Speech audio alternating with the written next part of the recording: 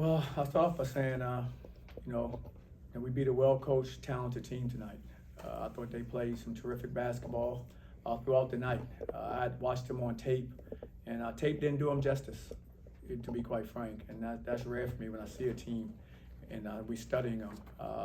They were even better than what I saw, and I had a healthy respect for them going into the game based on how they had played thus far in the preseason. And they do a great job. They know who they are. All of them know their roles. They're very confident.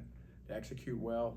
And I'm just really proud of our guys for, showing some resilience again in the second half and making the plays we need to make in order to secure a victory.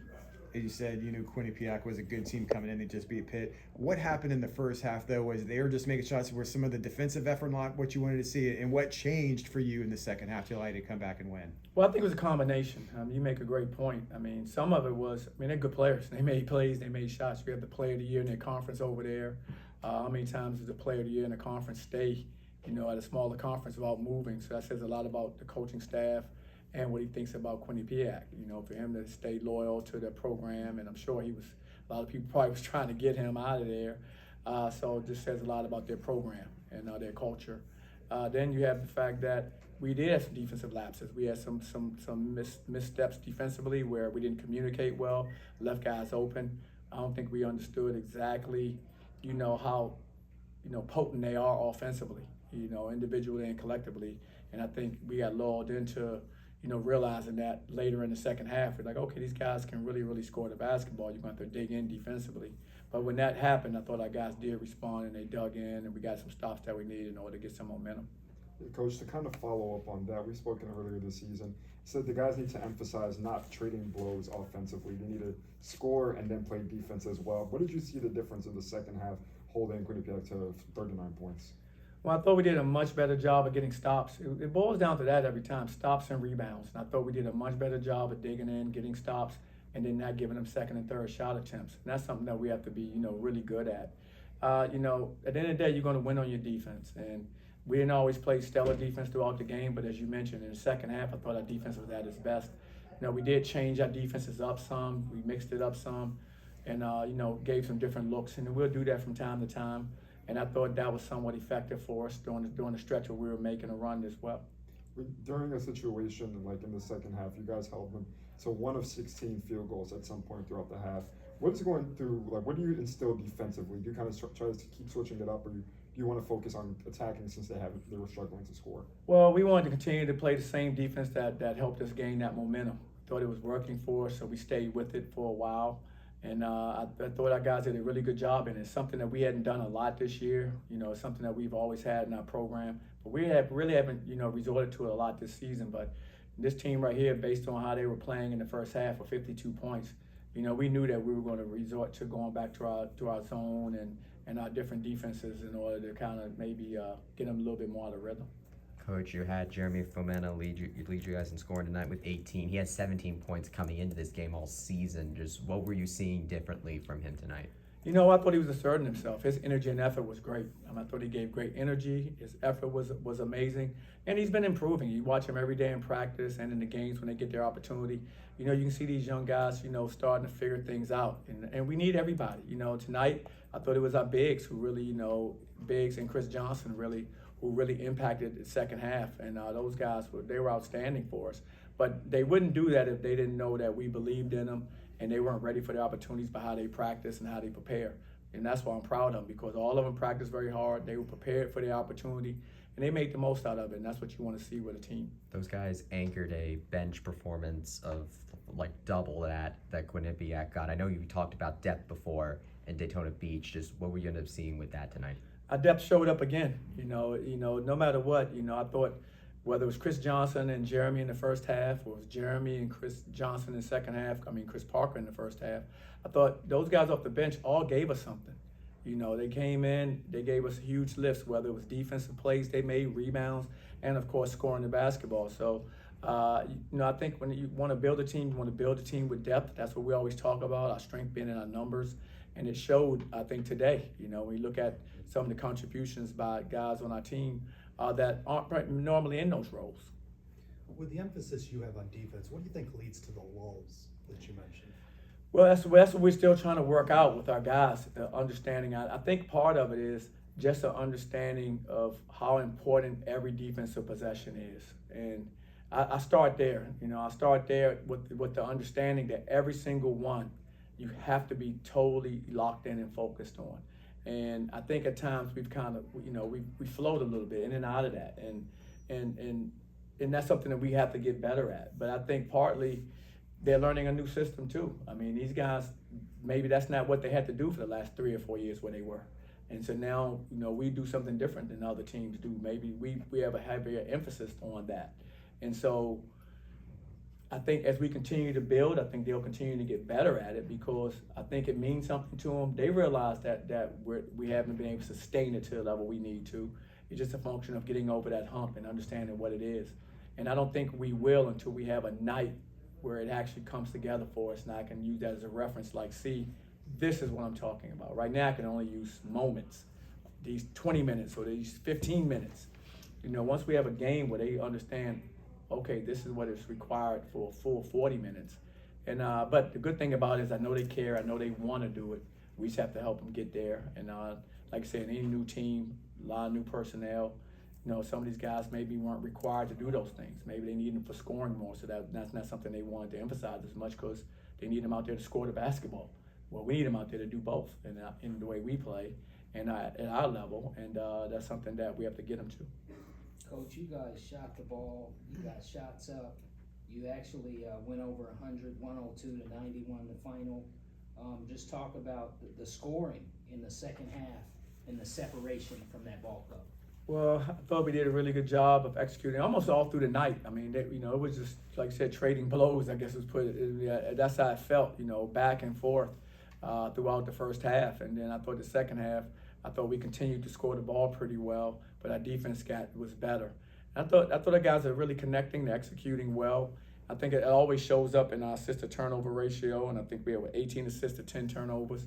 And that's a good night for us. That means we're moving the basketball, we're sharing it, and I thought we could have done better. And so, but I'm proud of our guys for understanding to play unselfish, to try to make each other better on the floor, and that's something that we have to continue to build on as well.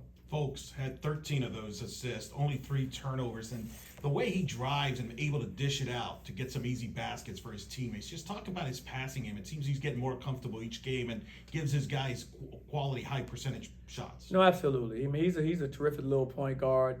He can make guys better. He's a capable scorer. I think you've seen a lot of that in the last 2 or 3 games. He's had 18. He's also had 13 assists in the game. So he's also had 6 rebounds in games. So he's just a winner. He just finds ways to make plays to help your team win. And I think he did again tonight. Tonight his scoring wasn't needed as much. He had guys around him scoring the basketball, and he was a lead facilitator. And so as he continues to learn our system, I think he's only going to continue to get better as well. Coach, we talked earlier in the season about the turnover, and in this game you had a season low. How nice was it to see the turnovers tonight? You don't know how happy that makes me. Anytime we get a season low on turnovers, that's important because that's something we emphasize a lot, the ability to take care of the basketball. And tonight we did a pretty good job of that. I'm never going to be satisfied because I see 10. That means I'm never satisfied. But I thought we did a good job of taking care of it. That's something, like I said, that we've tried to preach to our players the importance of valuing every possession, and that's part of valuing the possession is taking care of the basketball. So happy that our number was pretty low and the lowest number we've had this season. Coach, Jeremy dunked the basketball. It popped up. Looked like he could score twice on that play. Have you ever seen that with Big Dave or in Philly or at Duke or anywhere in basketball? I'm sure I've seen guys where the ball has been dunked and it didn't go all the way through, whether the net or it got tangled up and it popped back out. For sure, I've seen that play. But it has to go all the way through, and it didn't go through. So when he got it back, automatically it's going to be an illegal play for us because he had already held on the rim and snapped the rim down. And so when he got it back, I knew that it was going to end up being their ball. But I wanted to know if it had gotten through enough where it was a counted bucket, and it just wasn't. So I didn't want to challenge it. Johnny, I asked the players this earlier. What does it say about this team? You guys have been challenged at times throughout the early part of the season, whether it's in the second half or first half of this game, for instance. What does it say about this team to be able to rise up and kind of answer that challenge for you and be able to kind of move forward and have some success? Well, I think I said it earlier. I think they definitely have shown resilience. I mean, they compete whether we're up or down. I never worry about our competitive effort, and that's something that you want to see in a team, especially for, like I said, a team that's just coming together. We're 6-7 games in now, and so for a team like that to see where they are and can see kind of their potential, based on what we've been able to do. I think our guys have a huge upside. I think as we continue to learn each other, we continue to learn, our overall system, both offensively and defensively, I see a lot of room for growth in this group. Coach, Quinnipiac was favored to win the MAC. They also had their preseason player of the year, managed to hold them there just 5 of 15 from the floor, even fouled them out, and a couple of other great players on that team. Just what did you like about how the team responded to what Quinnipiac was able to do?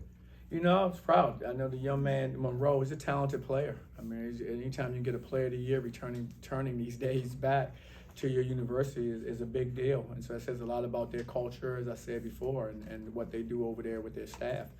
Because he's a terrific player. And scouting him, I was so impressed with the way he plays, the way he carries himself on the court.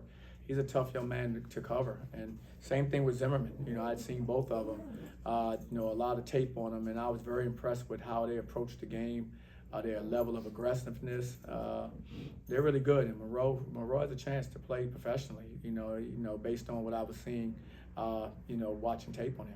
What about as far as drawing fouls and stuff on both ends? Oh, they're really good. They're very physical players. They play a physical brand of basketball. They both can go off the bounce and create their own shot.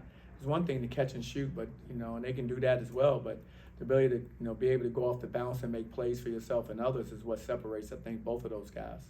Coach Quinnipiac had 8 blocks in this one, but majority of them came in the first half and the early second half. Would you say it was more of an emphasis to finish stronger at the rim, as we saw more dunks and more attacking later on? Definitely. We thought, we weren't going up as strong as we needed to, and we weren't, utilizing shot fakes and things of that nature to get them off balance. We were very predictable with our moves around the basket. And those guys are all, good athletes. And so if you're going to be predictable, they can time what you're going to do and they can make plays on the ball. And that's what they did time and time again, especially in the first half. But we started to learn some things, as the game went on, and we started to be more efficient around the basket. Coach Jeremy Farmina, I know you recruited him several years ago coming out of high school. I mean, how big was it to have a breakout like he had tonight? How big would that be if he could continue to put forth these kind of performances going forward? That'd be huge for us. I mean, as each individual player on our team gets better, we get better. And so to see our bigs, especially Jeremy, the way he played tonight in the second half, especially when we were down, and he helped. He and I thought Chris Johnson were 2 guys that helped key that run that we had. And so I was really, really happy for him because how hard he's working, he wants to be a really good player, and he has a chance to be terrific. It's just a function of continuing to work, continuing to believe in himself. And, obviously we believe in him or he wouldn't be playing. So I'm happy for him, and hopefully he can continue to build on it. Coach, last one. Coach, one last question. With Thanksgiving coming up, what are you most thankful for this year? I'm always thankful for my family. I'm always thankful for my team. Those are two parties that are very, very important to me in my life. And so I've been blessed. I've been blessed to do this for a long time, and I've been blessed to have a beautiful family. And so those are things I'm very, very thankful for at all times. And for everyone else, also, happy Thanksgiving. I hope you guys have a wonderful Thanksgiving day and weekend. Thank you, Appreciate it. Thanks a lot, Coach. Dinner at the